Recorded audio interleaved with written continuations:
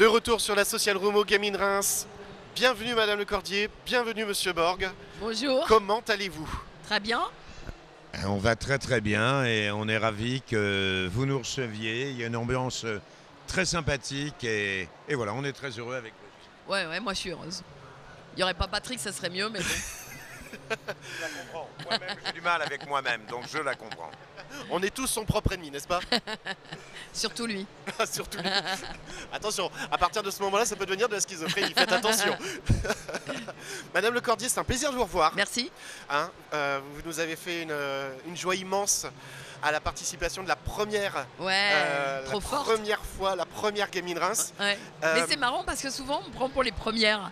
C'est le petit Goku. Ah ouais, le petit Goku, il est trop mignon, alors on va le prendre pour la première. Mais j'adore, hein, j'adore. Ça vous fait plaisir de revenir? Ah oui, en plus, franchement, l'année dernière c'était génial et cette année c'est super. Et en plus, j'ai l'impression qu'il y a encore plus de monde. C'est l'impression que, que j'ai également. Surtout que cette social room est exceptionnelle. Je vois passer des personnes et des personnalités formidables et vous recevoir. Merci. Alors je réitère ce que j'ai dit l'année dernière, c'est déjà un rêve de gosse qui se réalise. Mais alors là j'ai encore un autre rêve de gosse qui se réalise. Un vieux gars. J'ai Sangoku, Goten, Gohan, Trunks là et j'ai Sangoku adulte devant moi.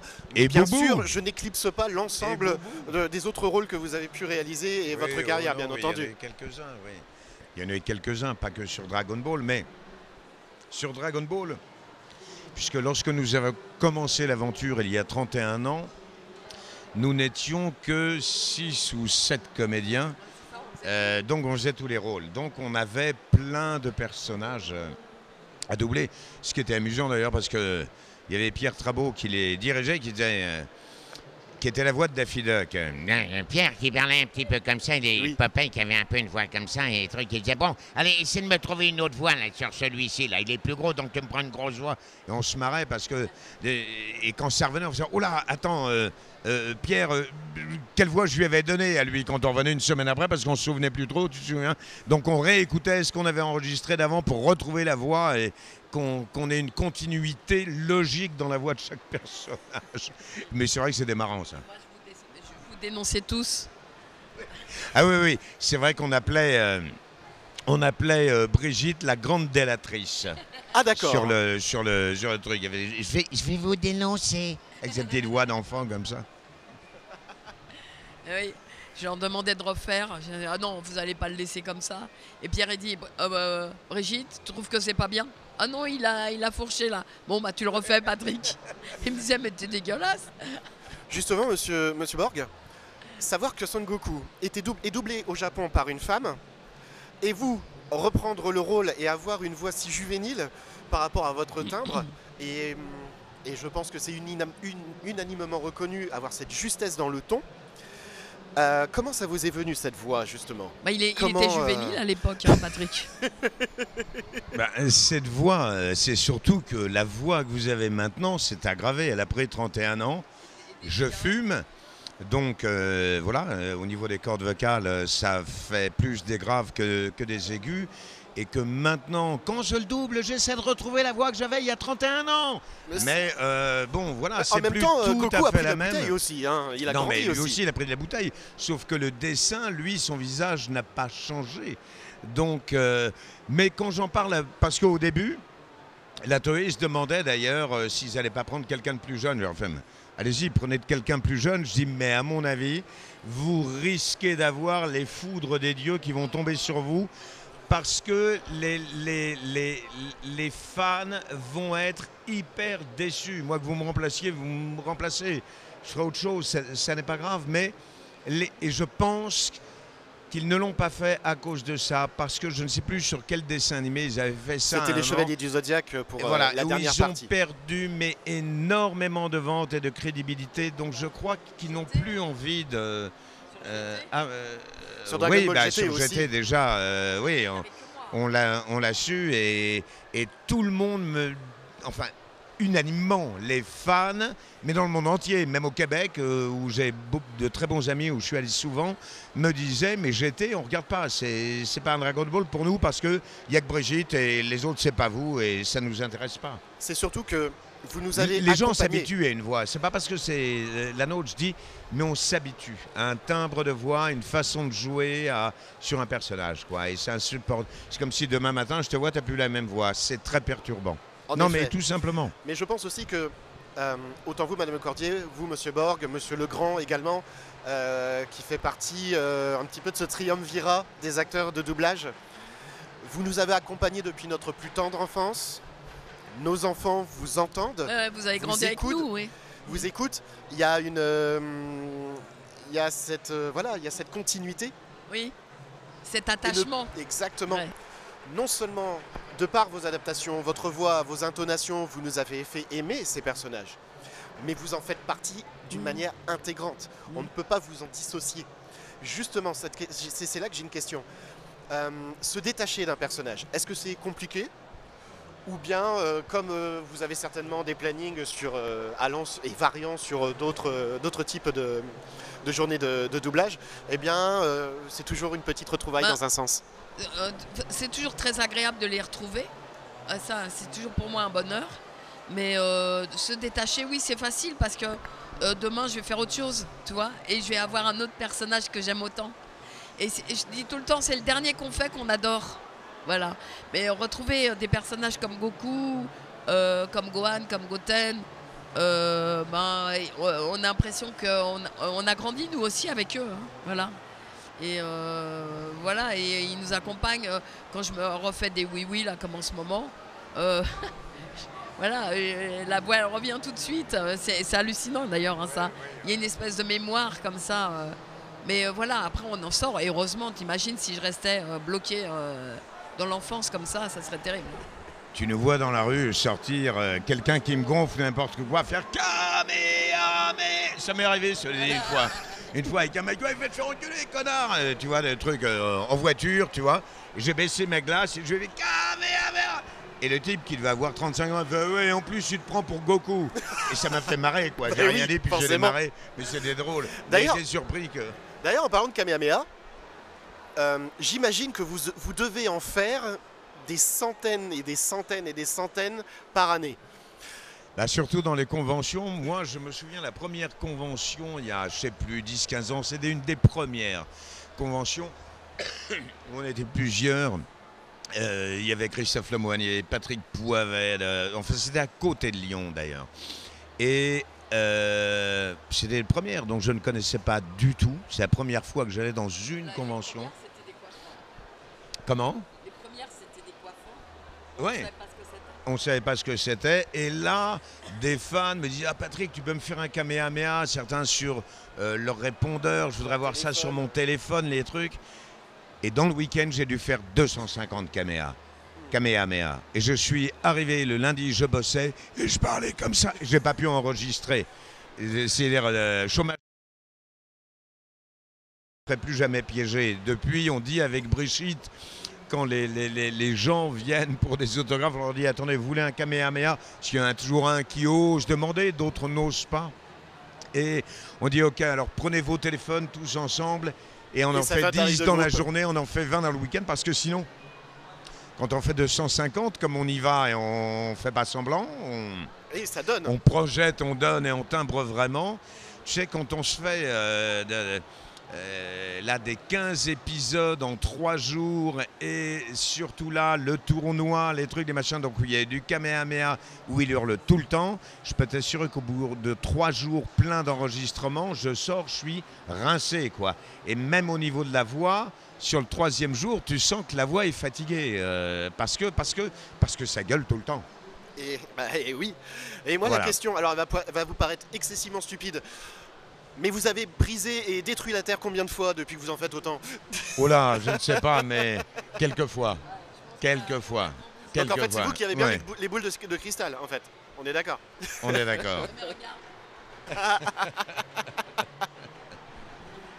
Justement, on va parler un petit peu de l'actualité. Donc il y a Dragon Ball Super à l'heure actuelle pour vous.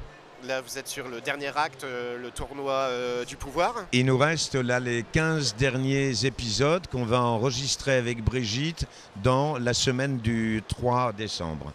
D'accord. Voilà, il reste 15 épisodes de Dragon Ball Super enregistrés Je sais, de par des fans qui sont très proches du Japon et qui ont Vous en avez un avec vous? de très bonnes sources, qu'il devrait y avoir une nouvelle série. Bon, Alors, en il y a un même nouvel temps, arc effectivement qui va arriver voilà. et il y a un film qui va Broly. débarquer, Broly, voilà. Alors j'ai vu À la fin de justement, j'ai rencontré là les gens de la Fox par hasard avant-hier où j'étais sur un doublage et il y avait un des représentants de la Fox.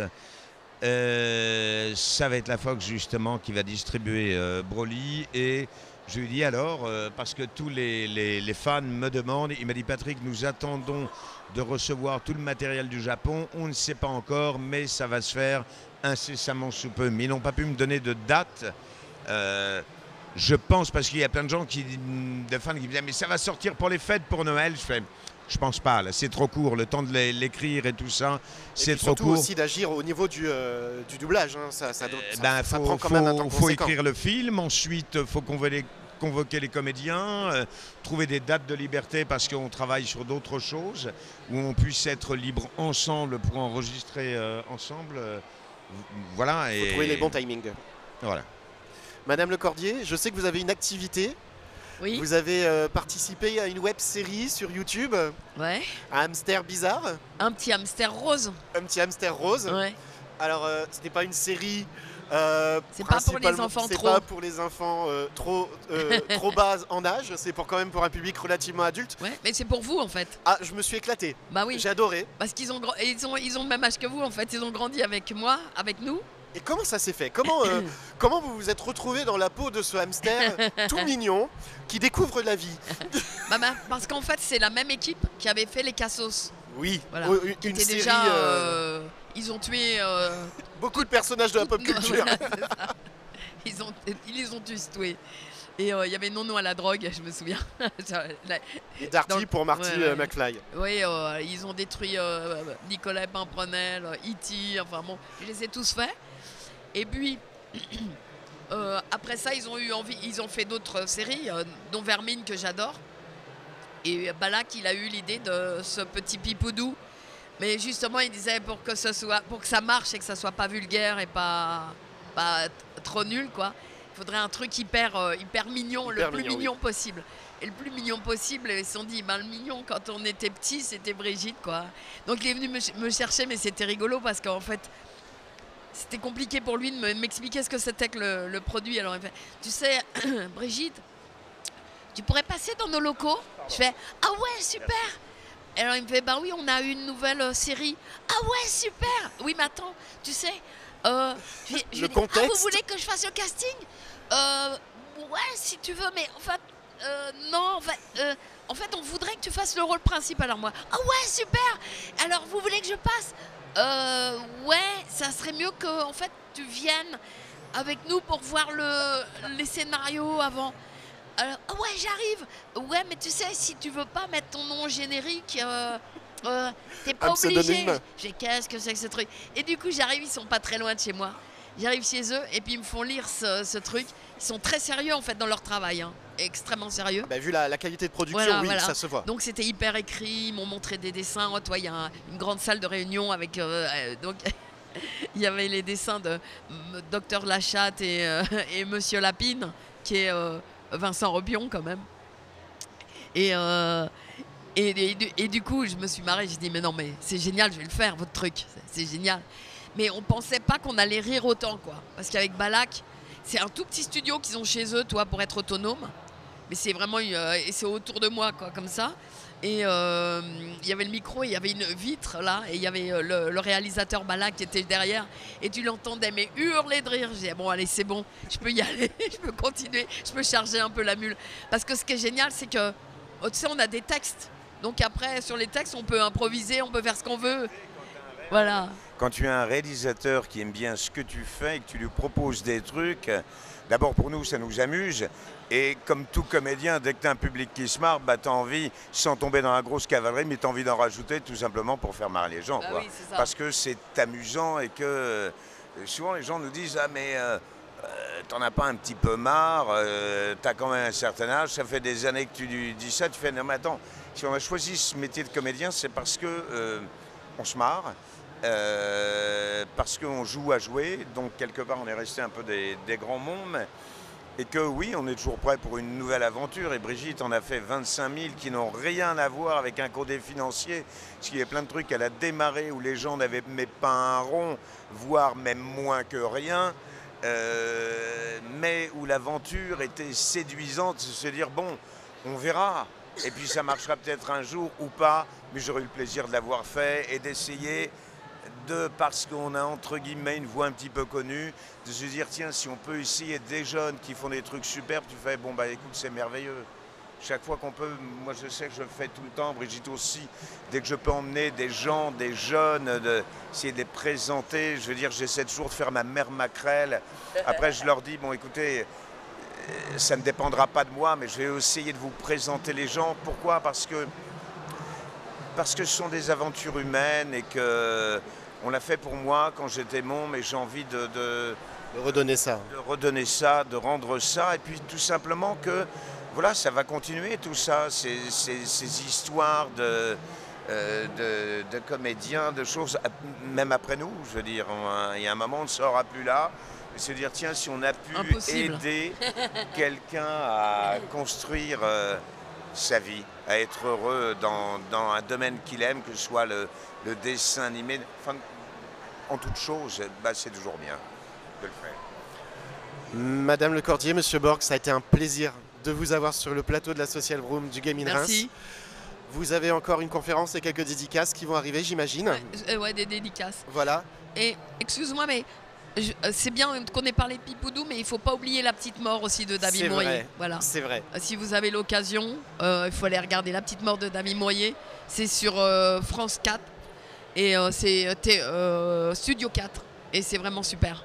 Ah oui, alors, mais est-ce que les gens peuvent voir ça sur YouTube? On voit ça sur YouTube. Ouais, c'est une web série de France je vais Télévisions. taper La Petite Mort. La Petite Mort de David Mourier. De David Mourier. Donc, alors, moi qui n'étais que public, je n'ai rien fait, mais j'ai rencontré le réalisateur par Brigitte, qui est déjà, ça c'est une chose agréable, un monsieur charmant, mais en plus, sincèrement, je trouve que son dessin animé est fantastique, l'idée est très belle, c'est très très poétique et voilà, j'ai pas envie d'en dire plus, parce que allez découvrir, soyez curieux, vous allez voir, c'est très très chouette, c'est plein d'amour, quoi, d'amour et d'humour.